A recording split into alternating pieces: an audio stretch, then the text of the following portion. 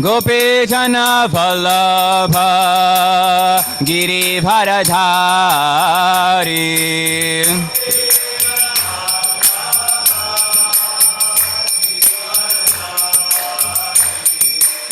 Gopijana Vallabha Girivardhari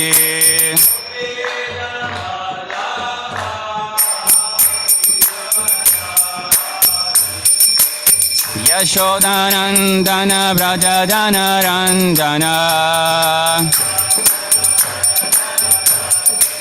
Yashodanandana Vrajadana Ranjana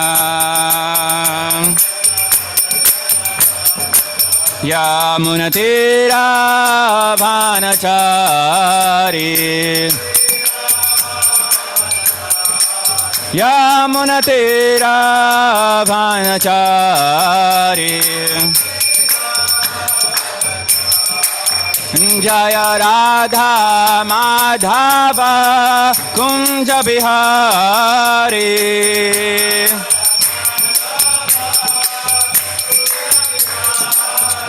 Jaya Radha Madhava Kunja Bihari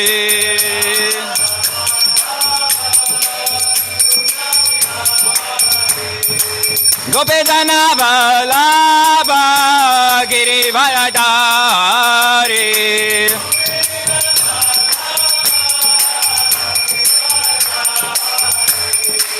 Gopijana Vallabha Girivardhari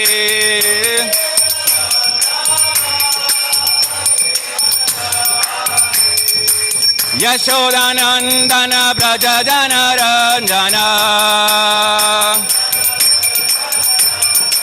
Yashodanandana Vrajadana Ranjana Yamunatira Vanachari Yamunatira Vanachari Jaya Radha Madhava Kunja Bihari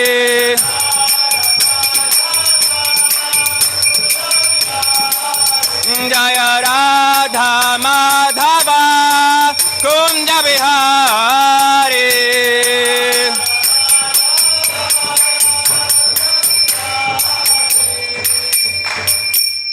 Jai Om Vishnu Para Paramahamsa Parivrajacharya Ashtothar Shatushishamar His Divine Grace A.C. Bhaktivedanta Swami Srila Prabhupada Ki Jai Jai Om Vishnu Para Paramahamsa Parivrajacharya Ashtothar Shatushishamar Bhakti Siddhanta Saraswati Goswami Maharaj Prabhupada Ki Jai Ananda Koti Vaishnavind Ki Jai Namacharya Srila Haridas Thakur Ki Jai प्रेम से कहो श्री कृष्ण चैतन्य प्रभु नित्यानंद श्री अद्वैत गदाधर शिवासारि गौर भक्तवृंद की जय श्री श्री राधा कृष्ण को भगवान श्याम कुंद वारकुंद गिरि गौरांग की जय श्री वृंदावन धाम की जय नवद्वीप धाम की जय मत तुरधाम की जय जगन्नाथपुर धाम की जय गंगमाय यमुनामाय की जय तुलसी देवी की जय भक्ति देवी की जय समवेत भक्तवृंद की जय निताय गौर प्रेमानंदे हरि हरि बोल All glories to the assembled devotees, all glories to the assembled devotees, all glories to the assembled devotees, all glories to Shri Guru and Shri Govinda, all glories to Shri Prabhupada.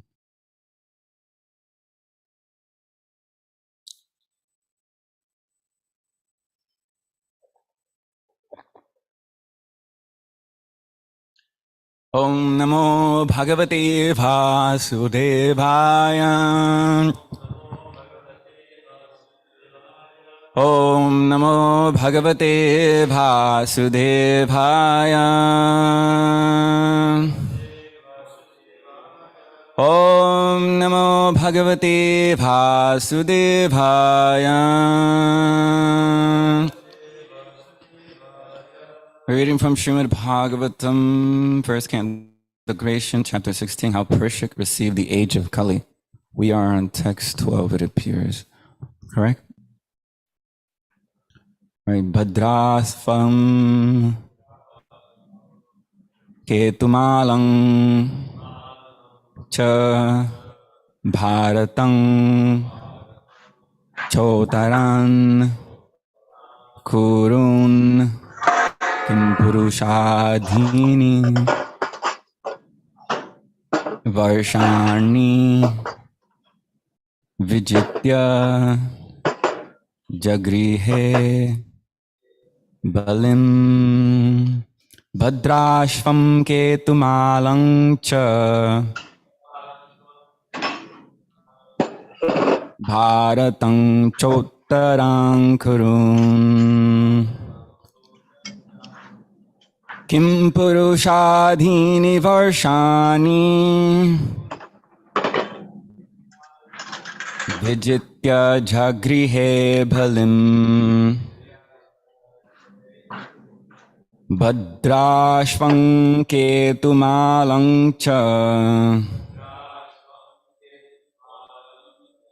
bharatang chotarang kurun kim purushadhini varshani vijitya jagrihe balim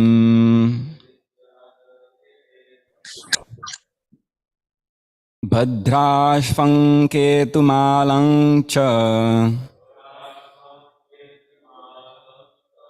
bharatang chotarang kurun kim purushadhini varshani vijitya jagrihe balim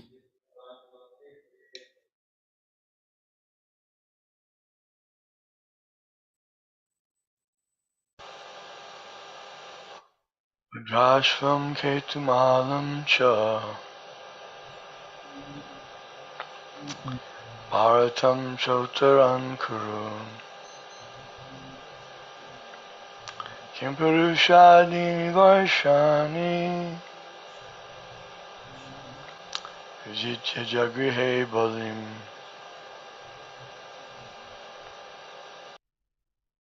Bhadrashvam ketumalang cha bhadrashvam ketumalang cha bharatang bharatang chotarang kurun king purusharini varshani kim purushadhini varshani vijitya jagrihe balim vijitya jagrihe balim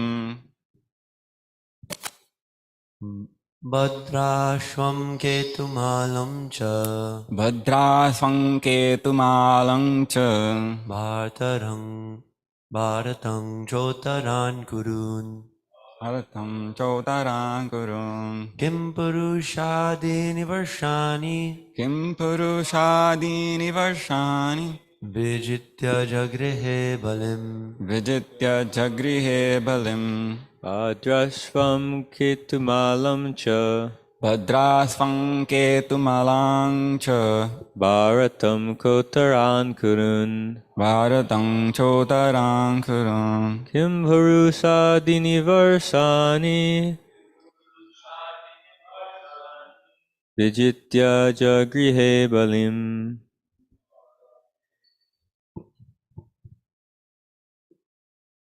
Bhadrashvam ketumalam cha bharatam chotaran kurun kim purushadini varshani vijitya jagrihe balim Vajrashvam ketumalam cha bharatam chotaran kurun kim purushadini varshani vijitya jagrihe balim Bhadrashvam ketumalam cha bhadrasvam ketumalang cha bharatam bharatam chotarang kurun kim purushadini varshani kim purushadhini varshani Vijitya Jagrihe Balam. Vijitya Jagrihe Balim. Vajrasvam Ketimalam Cha Bhadrasvam Ketumalang Cha Bharatam Chotaran Kurun Bharatam Chotarang Kurun Kim Purushadini Varshani Kim Purushadini Vashani Vijitya Jagrihe Balim Vijitya Jagrihe Balim. Bhadrashvam Ketumalam Cha Bhadrasvam Ketumalang Cha Bharatam Chotaran Kurun Bharatam Chotarang Kurun Kim Purushadini Vashani Ya Jagrahe Balim Vijitya Jagrihe Balim. Bhadrashvam Gitumalam Cha Ashvam Ketumalang Cha Bharatam Jotaran Kurun Bharatam Chotarang Kurun Kim Purushadini Varshani Purushadini Vashani Vijitya Jagrahe Balim Vijitya Balim. Bhadrashvam Bhadrashva Ketumalam Ketumala Cha also Bharatam Bharata Cha and Uttaran the northern countries Kurun the kingdom of the Kuru dynasty Kim Purusha Adhini a country beyond the northern side of the Himalayas. Varshani, parts of the earth planet. Vijitya, conquering. Jagrihe, exacted. Balim, strength. Translation in Pope by His Divine Grace A.C. Bhaktivedanta Swami Srila Prabhupada Ki Jai. Maharaj Parikshit then conquered all parts of the earthly planet, Bhadrashva, Ketumala, Bharata, the northern Kuru, Kimpurusha, etc., and exacted tributes from their respective rulers. Purport. Bhadrashva, it is a tract of land near Meru Parvata, and it extends from Gandha Madhana Parvata to the salt water ocean. There is a description of this Varsha in the Mahabharata, Bhishma Parva 7:14-18. The description was narrated by Sanjaya to Dhritarashtra. Maharaj Yudhisthira also conquered this Varsha, and thus the province was included within the jurisdiction of his empire.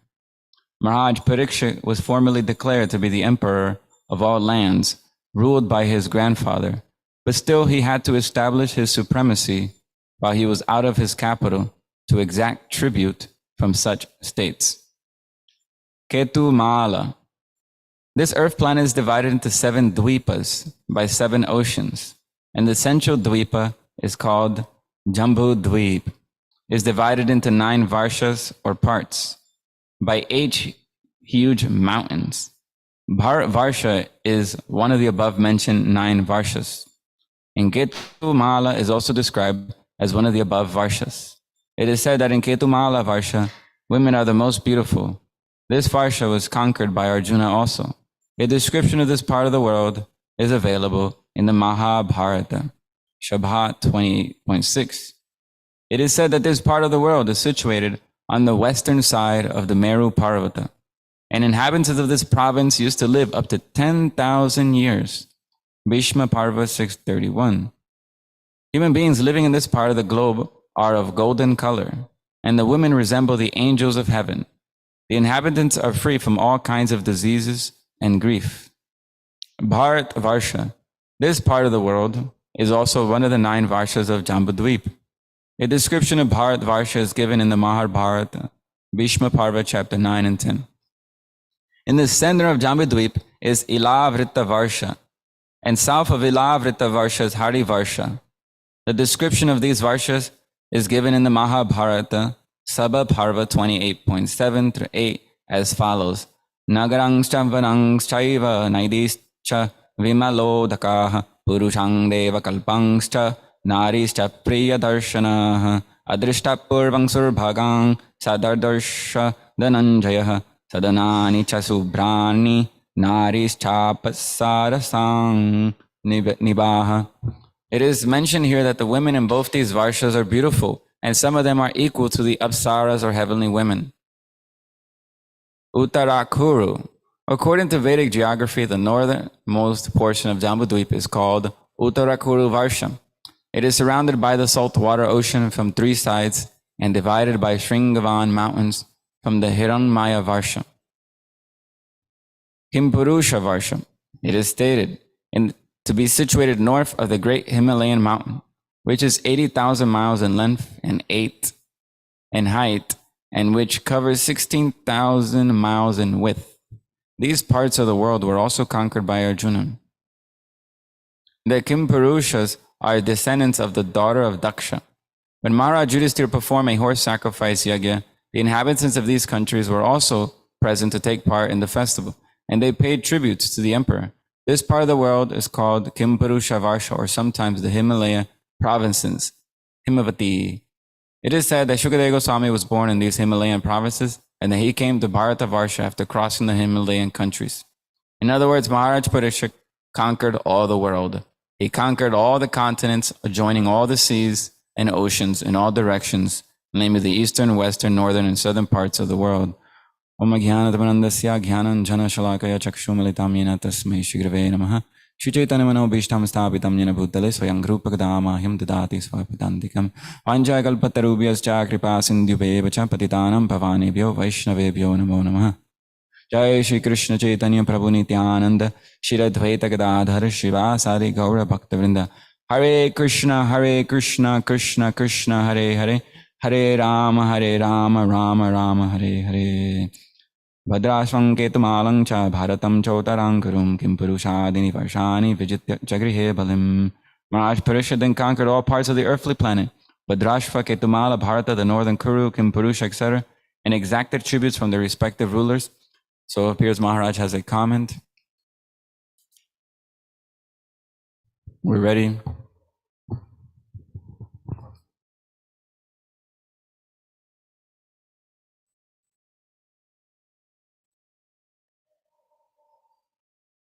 Huh? Never mind. Okay. So, previous verse says Sutta Goswami was, we'll just read these two verses previously real quick. Sutta Goswami said, while Maharaj Parishit was residing in the capital of the Kuru Empire, the symptoms of the age Kali began to infiltrate within the jurisdiction of his state. When he learned about this, he did not think the matter very palatable. This did, however, give him a chance to fight. He took up his bow and arrows and prepared himself for military activities. Maharaj Parishit sat on the chariot drawn by black horses. His flag was marked with the sign of a lion. Being so decorated and surrounded by charioteers, cavalry, elephants, and infantry soldiers, he left the capital to conquer in all directions. So, I think Maharaj may have mentioned this yesterday, that traditionally there was one king who ruled over the entire world.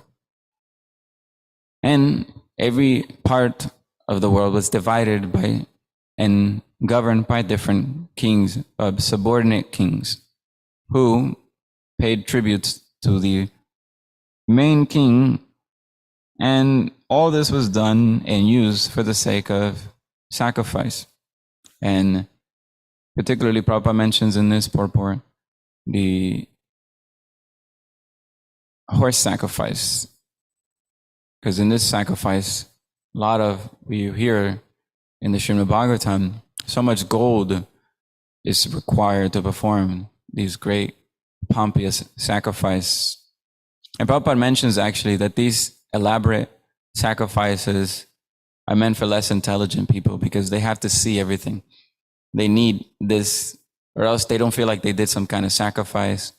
Or when they feed Krishna, if they just offer a plate of prasadam or bhog to Krishna, but Krishna leaves it there, they don't feel satisfied. Sometimes they need to put something in the fire and see it become vanished. So they need some kind of, there's a sacrifice. They need to see everything with their eyes. But those who are more intelligent, they don't need all these elaborate external things. But still,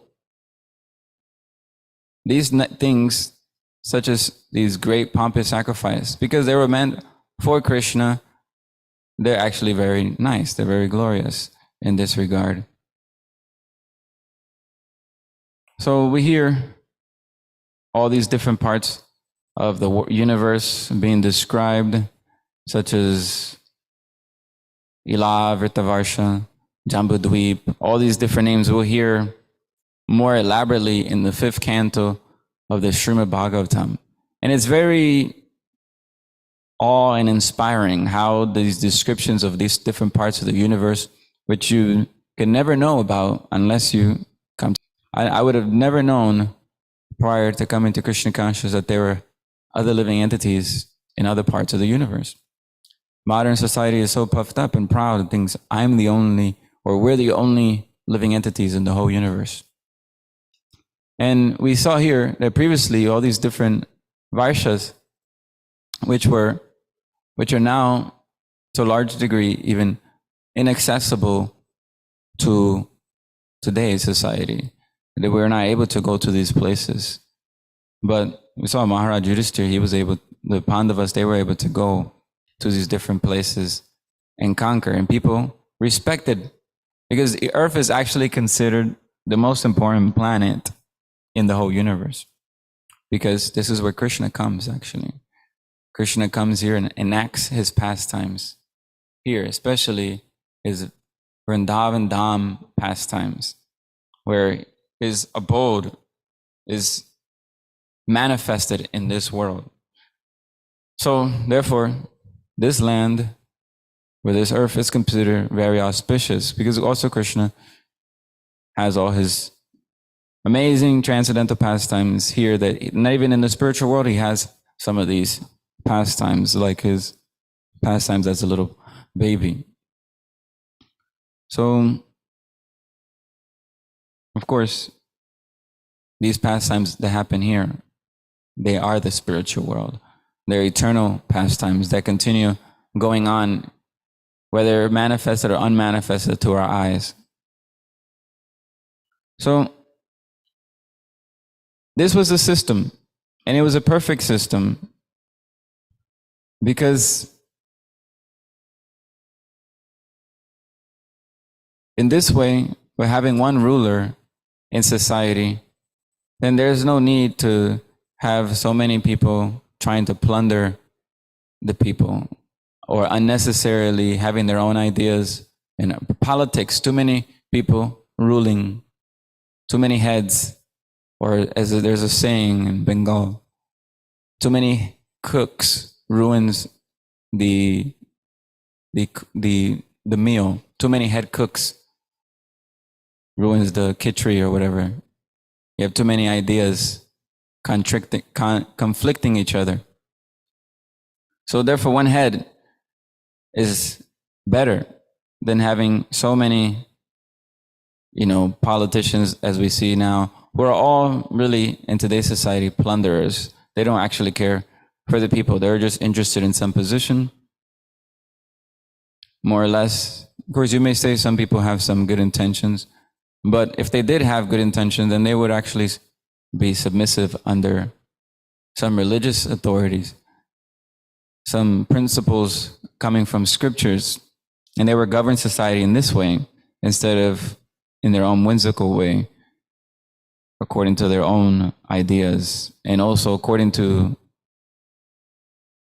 the people, which is we rule according to the people. But if the people are not qualified, then what kind of ruler will you be? You just be a slave to people's selfish ideas.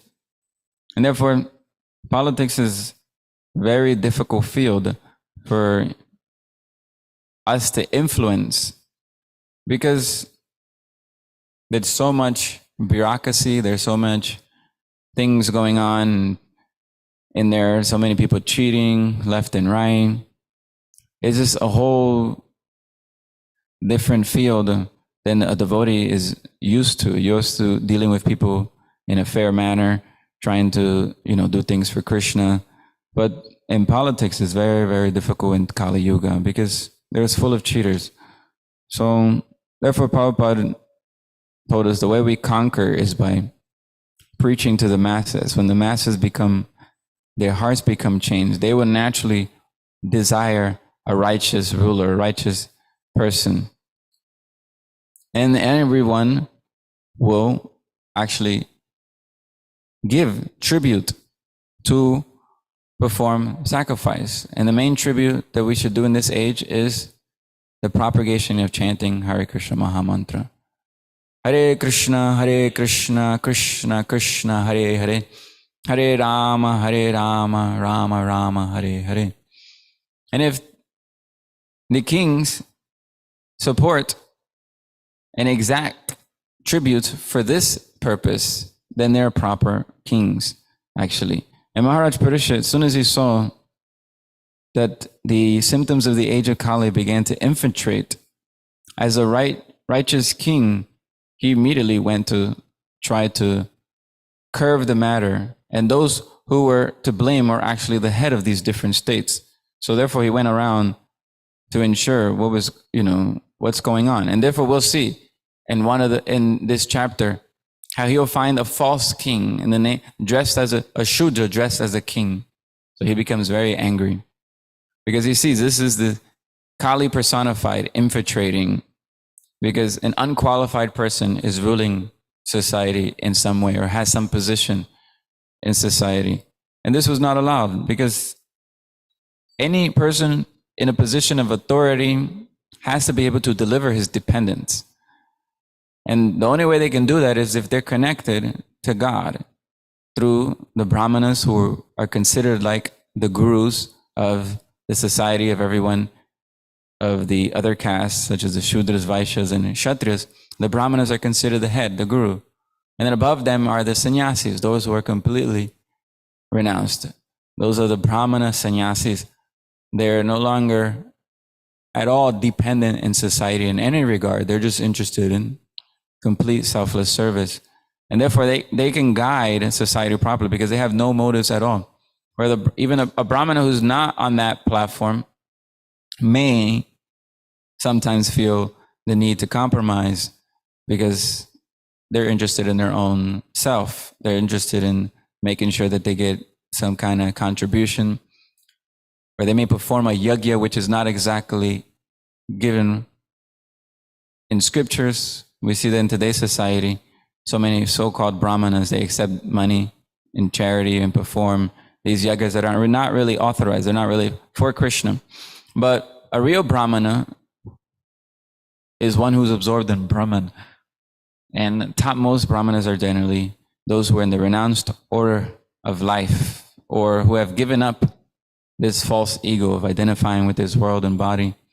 And that may be a sannyasini formally, or even a grihastha brahmana can also do that as well.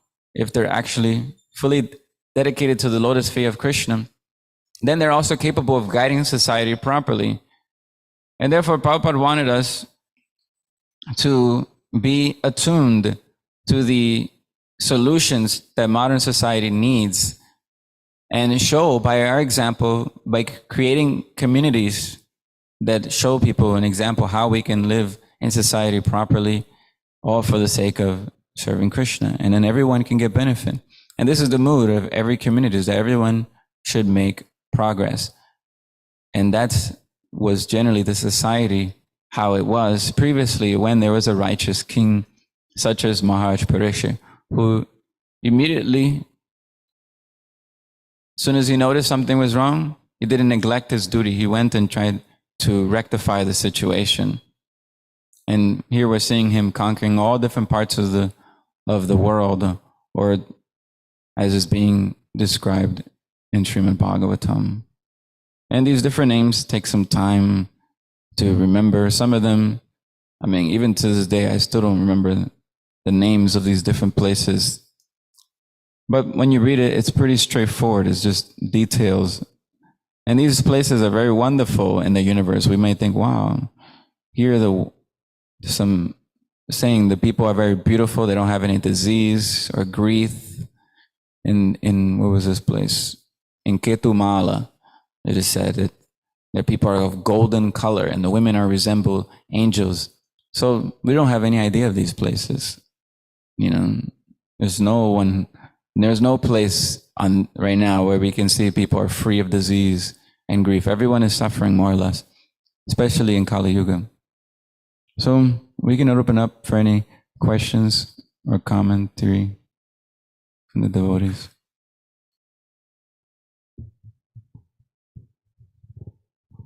Yes, Magdar Prabhu.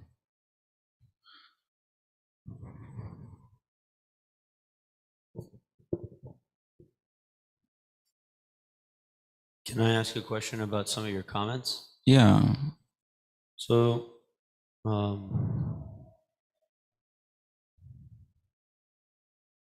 you mentioned that just recently, or just that we should be attuned to the problems of modern society and ready to show the public by practical activity the solutions by putting Krishna in the center. Yeah.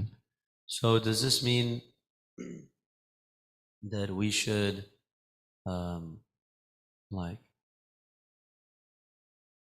do like community planning, like try to make sure that we can get resources, that we're dealing with our trash properly, that we're not having impact on the environment, all these things? Is this part of that service, or is this a distraction from the essence? Which That's a good question.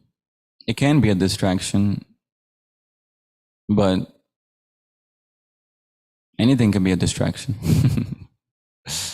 That's the nature of this world, double-edged sword. So it depends on you, on how you do it. But ultimately, anything can be a distraction, or it can be also be used favorable for Krishna conscious. Just like there's many places in our society right now that are at that stage of their development in their community, where they can do these things, they can concern themselves very much in this regard. But that's there. We shouldn't completely neglect or keep it out of our minds. We should keep the ideal always in mind. And the ideal is that we have the best solution in every regard, spiritually, materially, because Krishna gives guidance for every aspect of our life, actually. And you gave the example of, recycling, right? Is that what you said? Or taking care of the trash, not wasting. Is that what you said? Dealing with waste in general. Yeah, it's a problem that every society or community has to deal with, waste. So yeah, it's the duty of the management to be conscious of this, or of trying to always improve the system in such a way that it's respectful to the environment as well, as much as possible within our means. It's not something that we say it's a higher principle to do that over our real duty, which is to engage in Sankirtan, propagating the holy names of the Lord. Because at the end of the day, this is what's going to save people. It's not this world is not going to save you. Even if you keep the world nice and comfortable and perfect, it's not going to save you at the time of death. At the time of death, it's Krishna and his holy names. But still, we respect the earth. We try our best within our means. And we appreciate those who are interested in this regard also. And we try to encourage them in Krishna consciousness. Because Krishna consciousness is the real solution to all symptomatic problems that this earth has, is due to the heart being contaminated with lust, envy, and greed. And as these vices become lowered and lower, then people will want to exploit the earth less, will be conscious of these things, how they're impacting others by their actions, by their words. like this. And this is natural effect of Krishna consciousness. Therefore, Krishna consciousness is the only solution that can solve all other problems. Everything else is like moving the heavy burden from one shoulder to the next. You know, it's like you're always going to have some problems in this world if you try to combat one solution after the other. I mean, that's what I thought. I thought that was the route to go. Say, yeah, I'm going to be successful and I'm going to help this world, save this, save that. You know, so many people are suffering, and it's good. You know, some compassion is a stepping stone. Can be a stepping stone to Krishna consciousness. It's in the nature of goodness. Those who are compassionate, it's a quality of goodness. But without Krishna consciousness, it's a big zero. It's a big fat zero. But the moment you add Krishna, that's good. Then you can really be compassionate. If you're actually interested in helping people, then you'll go to the root of the problem. And therefore, we'll organize society not neglecting the root of the problem. And we'll organize our communities and our families not neglecting the root of the problem. If we do that, then everything else will become rectified in due course of time. So I hope that's okay. So we have 1 minute or so.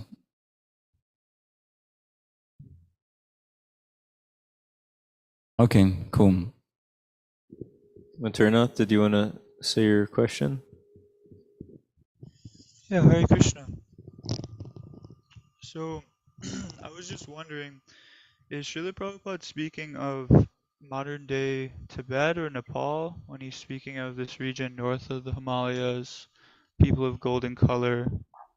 And then I was wondering, since the purport's saying that Shukadeva Goswami traveled through the Himalayas, where did he take birth? And also, is there a nice way to understand these geographical titles, these Vedic geographical titles, so we can apply them to modern day geography to try to get a better understanding? Thank you. Yeah, in the purport, as far as I'm concerned, we just read it. It says that he said where Maharaja Sutta Goswami was born is in these Himalaya provinces, but it doesn't say exactly where. So anyways, these details, if you like history, if you like geography, which is the two subjects that I found boring in the school, but I'm just saying. So it's a little bit difficult for me, honestly speaking, to remember these things because I just never was interested in these things so much. As far as the details goes, like time, the countries, different names of these, that part of history I found boring. And geography, all these different names and details. So, yeah, you can find in Prabhupada's books more specific things throughout the books, how these things may correlate. Sometimes Prabhupada mentions it. And there's also some devotees in our society who did a lot more scholarly work in this regard. For those who are interested, they can try to do some more research. As far as I'm concerned, I don't know any correlation between where is this in regards to modern names. So that's that. We can end there. Srimad Bhagavatam ki jai, Srila Prabhupada ki jai, vancha kalpatarubhyascha kripa sindhuvevacha patitanam pavanebhyo vaishnavebhyo namo namaha. Nanda Gaudiva.